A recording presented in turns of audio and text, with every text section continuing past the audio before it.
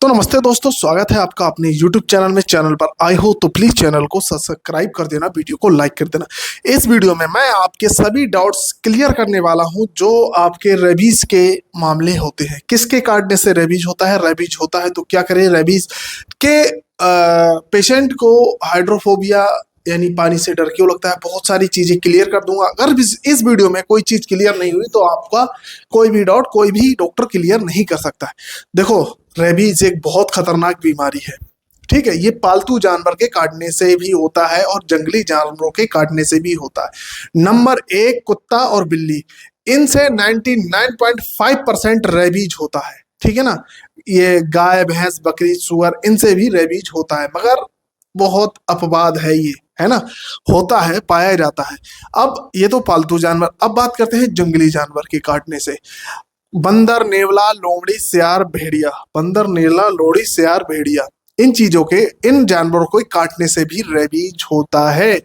अब आपका डाउट है दोस्तों कि अगर आपको रेबीज हुआ, मतलब कुत्ते ने काटा, तो जितनी जल्दी हो सके उतनी जल्दी आप डॉक्टर के पास जाइए। क्योंकि अगर आप डॉक्टर के पास नहीं जाएंगे, सुई नहीं लगवाएंगे, तो अगर आपको यहाँ से काटा है तो यहाँ तक जाने में बहुत जल्दी पहुंच जाएगा, ब्रेन तक जाने में। ये समझ लो, आप अगर ब्रेन तक पहुंच गया तो किसी के बस की बात नहीं है। पूरी दुनिया में सिर्फ 4 केस हैं ऐसे जो ठीक हुए, वो भी 3-3, 4-4 महीने के बाद, हॉस्पिटलाइजेशन के बाद। बहुत रेयर केस है, रेयर, 0.1% केस है। तो देखो, जब आपको कुत्ता काटता है तो कितने दिन में आपको लक्षण अपीयर होंगे? ये 1 से 3 महीने में लक्षण आपके अंदर आ जाएंगे। 1 साल भी हो सकता है किसी केसों में, ठीक है। अब ये कैसे होता है? जैसे यहाँ काटा तो यहाँ सर्कुलेशन में जाएगा, आपकी सर्कुलेशन में जाएगा, नसों के माध्यम से सीधे दिमाग में जाएगा और फिर रीढ़ में जाएगा। पूरा सीएनएस ये कंट्रोल कर लेगा। आप समझ लो जैसे आप घर के एक मुखिया हो, तो पूरा घर आपने कंट्रोल कर लिया है, ऐसे ही ये सीएनएस पर पूरा हमला कर देता है और अपने कंट्रोल में रख लेता है। और जिससे गंभीर सूजन, अपने सिर में गंभीर सूजन पैदा कर देता है, एंसेफेलाइटिस जिसे कहते हैं, एंसेफेलाइटिस हो जाती है। और इसके लक्षण क्या होंगे? देखो, शुरुआती लक्षण तो वही है, बुखार आना, है ना, जहां पे काटा है वहां पर झंझनाहट वगैरह पूरी बॉडी में। अब जो लक्षण हो गए, इसको हो गया, अब पूरा हो गया, मतलब रेबीज हो गया, तो इसके क्या लक्षण होंगे? सबसे पहले भाई साहब, हाइड्रोफोबिया, यानी कि पानी से डर लगना, है ना। अब अत्यधिक लार गिर रही, बहुत ज्यादा लार गिर रही। अब कहोगे कुत्ते की भी लार गिरती, तो इसकी भी लार गिर रही, इसके कुत्ते के लग नहीं भाई। देखो, जब रेबीज हो जाता है तो मांसपेशियों में इतनी ज्यादा ऐंठन हो जाती है चेस्ट की और ये गले की। जैसे मैंने अभी निकला, लार निकल गई, तो लार अंदर निकली नहीं जाती है।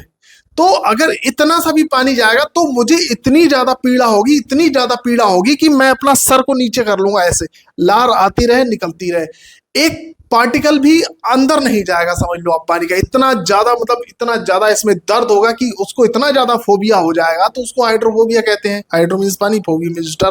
तो अत्यधिक लार होगी और छाती की मांसपेशियों में इतनी भयंकर ऐंठन होती है, बहुत ही ज्यादा ऐंठन होती है, और मानसिक संतुलन बिगड़ जाता है, बेचैनी हो जाती है, हेलुसिनेशन हो जाता है, मतलब मति भ्रंश हो जाती है, नींद नहीं आएगी पेशेंट को, लार तो गिरते ही रहेगी, क्योंकि लार निकलने में उसको बहुत ज्यादा कठिनाई का सामना करना पड़ता है। गले की मांसपेशियां हो जाती हैं बहुत ज्यादा तंग।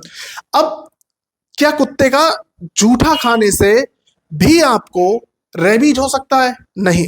देखो, रेबीज का जो वायरस होता है वह पानी के संपर्क में आते ही टूट जाता, मतलब खत्म हो जाता है, नष्ट हो जाता है। नाजुक होता है रेबीज का वायरस बहुत ज्यादा, तो उसके खाने से नहीं फैलता है।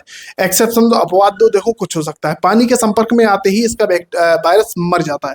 इसके अलावा जब भी पेट में जाएगा तो पेट का एसिड जो होता है बहुत भयंकर होता है, तो वायरस पेट में भी जाकर इसको नष्ट कर देता है। तो अगर कभी भी आपको कुत्ता काटे, उस जगह को साबुन से धोइए। अगर इमीडिएट आपको साबुन अवेलेबल नहीं है तो पानी की तेज धारा से उसको धोइए, क्योंकि पानी के संपर्क में आते ही ये वायरस मर जाता है। इसीलिए हम लोग जल्दी से जल्दी जहां भी पानी हो वो उसको धोने के लिए कह देते हैं। और जब बहुत ज्यादा जख्म होता है वहां पर पट्टी नहीं बांधनी चाहिए, एंटीसेप्टिक लगा देना चाहिए, 2-3 दिन के लिए उसको खुला छोड़ देना चाहिए। तो अब इसके लिए तुरंत आपको टीके लगवाने चाहिए। रेबीज, एंटी रेबीज वैक्सीन होती है 0 डेज, फिर 3 डेज, फिर 7, फिर 14, फिर 28 दिन के अंतराल पर आपको ये वैक्सीन लगवा लेनी चाहिए। आई होप यू अंडरस्टैंड, आपको सभी बातें समझ में आ गई होंगी। कोई ऐसी बात नहीं है जो आपको समझ में नहीं आई होगी। जो बात समझ में नहीं आई कमेंट करके हमें बता दें, हम उसको और आसान भाषा में आपको समझाने की कोशिश करेंगे। बाकी दोस्तों, चैनल पर आए हो तो सब्सक्राइब कर देना, वीडियो को लाइक कर देना।